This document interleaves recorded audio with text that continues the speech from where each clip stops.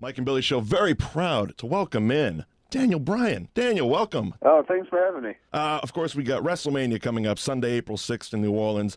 7 p.m. start time, 2-hour pre-show on the WWE Network. You guys have really turned this into like a Super Bowl Sunday type of experience where people can just sit down and enjoy the entire day worth of wrestling, and I think it's awesome. Yeah, and really the whole WrestleMania week when you're down in New Orleans, the whole week is going to be for the wrestling fans that are there. There's stuff going on every day, so it's a really cool experience for wrestling fans, I think. And then yeah, on the network too, the night before they're airing the whole Hall of Fame live, so that unedited, so that should be pretty cool too. Especially with the guys you get inducting. Oh yeah, I honestly can't wait for the Ultimate Warrior speech. I cannot wait. Part of me is excited on the 12-year-old level. The 12-year-old that loved the Ultimate Warrior is excited to, the Ultimate Warrior. And then the 32-year-old in me is excited, oh my gosh, what is the Ultimate Warrior going to say? Because last time I heard from him, he was talking about Destrucity. And I don't know if you've checked out his YouTube channel. It's amazing because it's here's the Ultimate Warrior, a man. So I think he's got to be in his 50s. Yeah. And he himself is putting on face paint and just so the camera zooms in on him, he just snarls, it's just something like that, and then it pans away, and he's doing this in his free time. This is what this man does. I can't wait to hear what he has to say. So yeah, that Jake the Snake is always a cool guy to listen to at any given point. I'd gotten fired from WWE a couple of years ago actually. Yeah. Right. I did an independent show with Jake the Snake, and we sat down for dinner after the show, and he just listening to him talk about wrestling will just open your eyes because he knows so much and is so well spoken and intelligent about it and that sort of thing.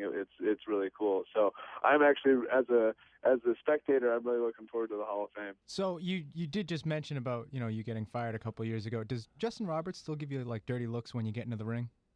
Yeah, sometimes he does, and sometimes he doesn't announce me very well either.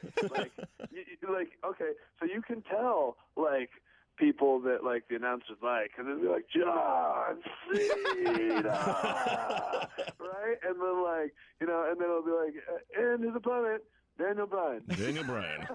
Here's this guy coming down. And then he fixes his tie very gingerly, and he's just very upset about. His tie gingerly and gives me a dirty look. Yeah.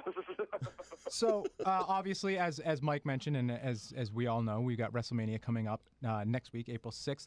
You've had, so far, it's been 2 other WrestleManias before this, and your first WrestleMania was, of course, the infamous 18-second match with Sheamus. Last month, we actually talked to Sheamus about it, and he voiced his disappointment in that match and saying, especially because you got to showcase your talents in the following month at Extreme Rules. Were you just as disappointed to not be able to, you finally reach WrestleMania, and you're out there for 18 seconds, and that's it? Yeah, probably more disappointed because you're on the losing end. It's interesting, yeah. But it actually wasn't my first WrestleMania, and actually my WrestleMania the year before was every bit as disappointing because Sheamus and I were actually supposed to wrestle for the United States Championship, but we got bumped to the pre-show, and so that is about as disappointing as it gets to be not actually on the show. And then, you go out there, and then in the middle of the match, it got turned into a battle royal or something like that. And so, yeah, I mean, it's just, it's very disappointing. You go out there and you think oh, this is my opportunity to show on the biggest show of the year, right, to go out there and show people what I can do. And it turns out, nope, not so much. That's gotta suck. So we fast forward now, and you got the whole Kane storyline thing going, the Hug It Out. Where did the Hug It Out come from? I mean, I know in my mind the origins would be there's a YouTube video floating around of you back in ROH with El Generico hugging it out in the ring.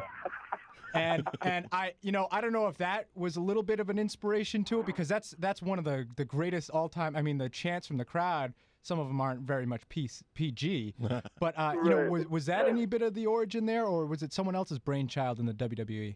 Okay, so where things come from and where they go, that is, I will leave that for the book. But yeah, it's just interesting that the whole hug it out thing has popped up several times within my career. It's unbelievable that it happened in a live segment on Raw. That me and Kane on live television attempted to hug it out for over 10 minutes on live, in front of a live crowd, right? So it's I've had some pretty strange moments in my career, and that ranks right up there at the top of strangest. So. And you also have, just talking recently as far as strange moments with a live crowd, you got the whole Occupy Raw thing happening, which to me, that really, because I was in and out on the whole Yes movement thing, and we've talked about it on the show here a couple times, and I think that segment there, not only what you did in the ring with the fans, but even Stephanie and Triple H just committing so hard to their roles, that sold me on the entire angle, and I thought you guys did an excellent job on that. Yeah, and I think too it was just very fun to have fans that by ringside and all that kind of stuff, and you could see some of those people were just so excited. There was a guy next to me who was you could see he was taking pictures of me, and he was texting his buddies. Right. He was putting his arm around me, and he just couldn't get enough. And he could see himself on the Titantron, grabbing selfies. You would see him looking at himself and all that kind of stuff. It was a really cool moment. What's been the change since the Royal Rumble? Were you surprised by the vocal reaction by the audience? And what was the backstage reaction to it?